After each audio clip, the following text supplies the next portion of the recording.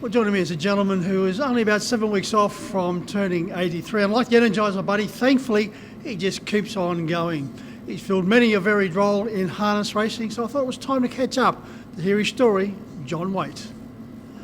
Well, John, it's good to catch up with you. We've known each other for numerous decades, and as I mentioned, just about 6 or 7 weeks off from turning 83, and you're still going strong, thankfully. Yes, that's right, Mike. Yes, I am, and I don't know what I put it down to. Maybe it's the interest in harness racing, I don't know, which I've been involved in now for probably 40 or 50 years, all through my two eldest boys who initially started in it a long time ago, and that then involved me in, and it led me to various jobs and duties in all clubs, in every sort of provincial country race meetings. I've worked at every track over the years, and progressively they've closed down. I've actually done somewhere between, I tried to do a guesstimate on how many races I've started with, actual races and trials, somewhere between 1,000 and 1,200 races that I would have done. And you could actually understand that there's been a lot of tales to tell over the years with things that's happened, and I do recall some of them being very funny, that in respect of Richmond, at the Richmond Racecourse, when we used to do racecourse at Richmond, as you know, it's a grass track, and it was my job to make sure I missed the rabbit holes in the mobile, because the mobile used to jump up and down, and I had to make sure I actually kept in front of the horses so the gate didn't come down on their noses, which was something that can happen from time to time. One of my achievements, I would think, I was a starter for a few years as well, and I went to Lithgow. I'd done a few race meetings at Lithgow, and my first race, and Lithgow was notorious for having false starts because it's a really narrow track.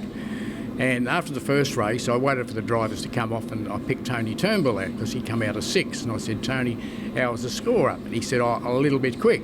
I said, "Fair enough." So I adjusted my score up for the rest of the night. I got through the whole meeting without a false start, and I even won the raffle, so which was a bonus, which was really good.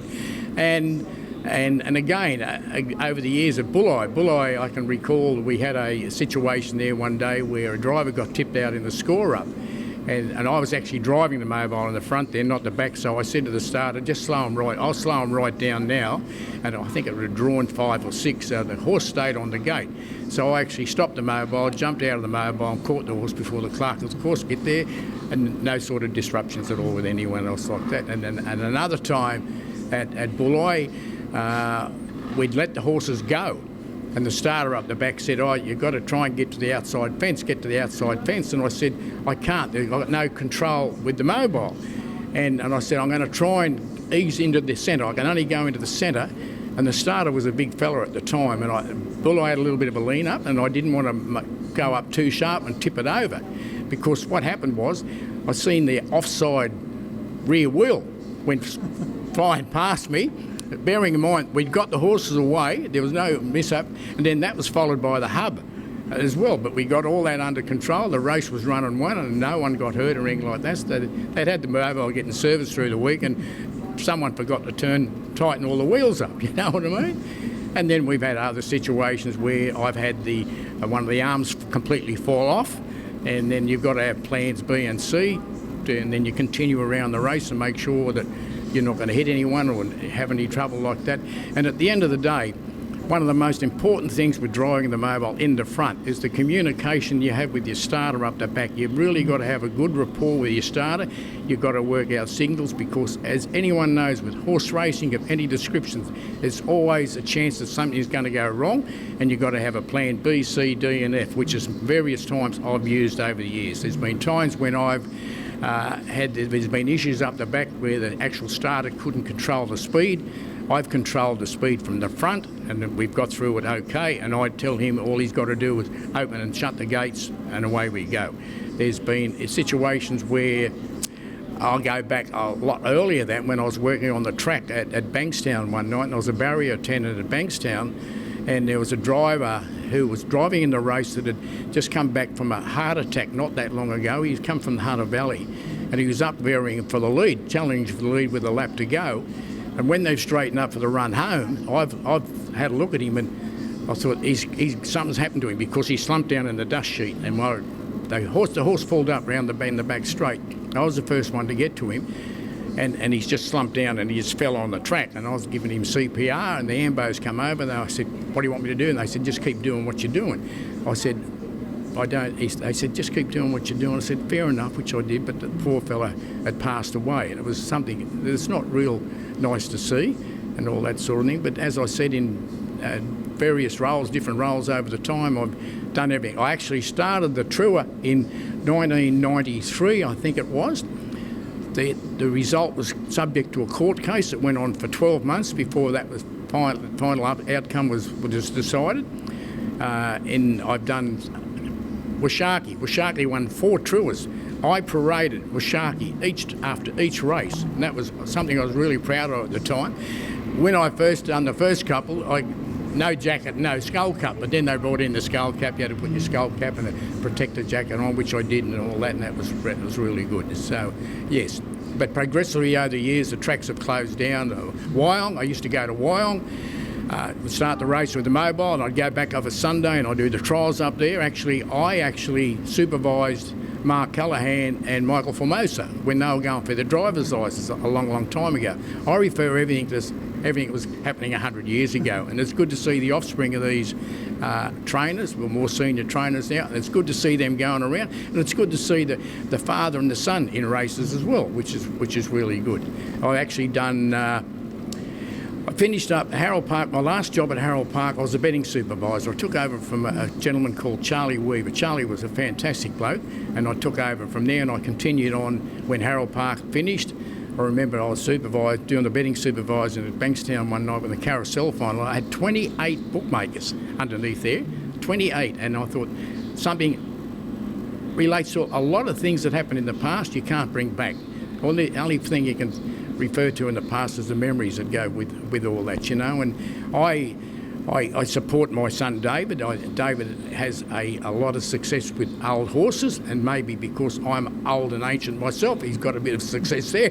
That sort of thing might rub off a little bit, but I think you've got to keep active. You've got to keep your mind positive, and I stay in sort of like not a social circle as much, but in touch with everyone in the industry, and I appreciate how hard they all work and what they have to do and what they don't do. Actually, even like last night, I was requested to go to Canberra to drive the mobile because I was doing Canberra for a while until I trained another driver down there, and I'm thinking, wow, like it's snowing 70 kilometres from Canberra and minus whatever. But fortunately, I didn't have to finish up to go, you know, so that was all good. But I've done everything. I've done betting supervisor, mobile driver, mobile starter, track attendant, barrier attendant, judge, timekeeper, you name it, and I've been there and I've done it all. And it's been a pretty good career up till this time. So hopefully I can keep on keeping on for a little while, you know. John, you've also been a director and a vice president of the Bankstown Harness Racing Club, but it must sadden you to think that we're in the state we are in as far as that track is concerned, remembering once it used to be a powerful circuit in as far as harness racing was concerned in this state. Oh, for sure, Michael. It was. I mean, it held its own. It held its own. But unfortunately, over the years, it's deteriorated. The infrastructure needed a lot of money spent on it. It was done at the time. That Phil Lopez was there, and the big grandstand they built was beautiful. Huge grandstand, but there was not too many times when there's too many backsides that actually used to fill it. But yes, I was vice president of Bankstown for a long time. I actually filled in as president on more than one occasion, and a committee man for a long time. But then when I relocated from where we were living up to where I'm living now, it was no longer feasible to stay as a committee member.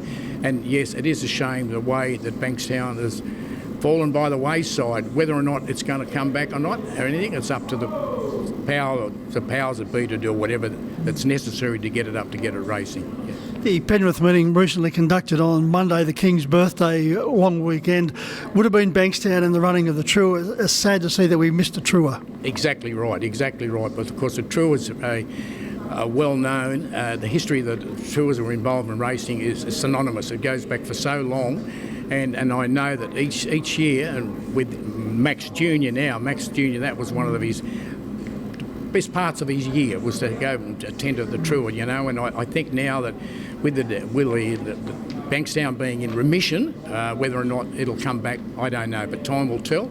Time will tell with lots of things, but unfortunately, yes, it is. And there's been a lot of good times at Bankstown. I mean, I used to relish the actual running of the Trill because we had all the activities that used to go with it, and I used to organise it and run all that myself. It was really good to make sure that I did it all myself to make sure it all went well, and all, yeah. You've mentioned David and what a wonderful career he has and continues to enjoy. He had a winner early in the day with Valley Star. You mentioned the fact with the aged horses. It's remarkable that he has horses 10 years and older, right up to 15, still productive, Yes. still winning plenty of races. Yes, that's right. I mean, the one that stands out, of course, is Clement Sorrell. I mean, I know that David, for some time back, said he would intended to retire him, but then it was almost, if he talks, and he said, I'm racing, and when I'm finished, I'll let you know, sort of thing, you know. So, and he's still running around, he's still picking up a check and doing his best. I think he's won a couple of races here at Menangle too in times gone by. Yes, yeah. Apart from being an outstanding trainer, David's also got a wonderful voice. He's had a couple of songs he sung for us on this particular show. One of Kenny Rogers, The Gambler, and one from Elvis Presley, The Kentucky Rain. He's got two in the bank, he told me. One of Neil Diamond's and Harry Chapin, Cats in the Cradle. Now, did he get his good voice from you or your lovely wife, Margaret? Well, he didn't get his lovely voice from me or my wife, but he might have inherited a little bit from his younger sister, Antonia. She had a beautiful voice when she was a lot younger, and actually she even won Miss Burwood at one time, and she sang it. I think she sang it at one of our wedding anniversaries and everything like that. And she has sung at a couple of shows as well, like on stage, and it's very good. But unfortunately, she didn't persevere with that and all that sort of thing. That's right. But David, oh yeah, well he's like a Kenny Rogers stand-in sort of thing. He even went on a cruise some time ago, and they got him up on the bandstand singing Kenny Rogers songs. So they gave him a big ovation. That was great. Yes, yeah. He's promised me in a few weeks' time we're going to be hearing one of those songs. So I'm going to be keeping him to that. You just mentioned the wedding anniversary your daughter sang at. You got another special wedding anniversary coming up very shortly. 63 years. What a partnership. 63 years in September. That's right. I mean, and I think back to when that happened. There's still a lot of fond memories there, and touch wood, my wife, she's still going on. She must be doing all right to be putting up with me because I'm a P in the A sometimes as well, you know what I mean? Not going to be a bit hard, but no, she's good. She's a good cook. She loves her family. She loves the horses. She loves the grandkids. We have 11 grandchildren. We've got 6 great-grands as well, and they're growing up too quick as well. And unfortunately, as they grow older, as you know, you get older too. So I've got to try and keep finding that little fountain of inspiration or youth somehow. Every time I open a box of cornflakes, I'm wondering if they'll put me something in there. I don't know, but time will tell. Yeah. Well, you must be doing the right things. As I said, you're still going strong, and we certainly appreciate that particular fact. Recently retired from the workforce after 53 years, so you've got plenty of time now to look after all those grandchildren and great-grandchildren. Yeah. Thanks very much, Michael. Yes, that's right. John, it's been wonderful to catch up with you and have a little bit of a trip down memory lane, talk about your wonderful career in harness racing. Thank you. Thanks very much indeed. Thank you. Everyone, enjoy yourselves. Enjoy your life. You only have one. Okay? Thank you.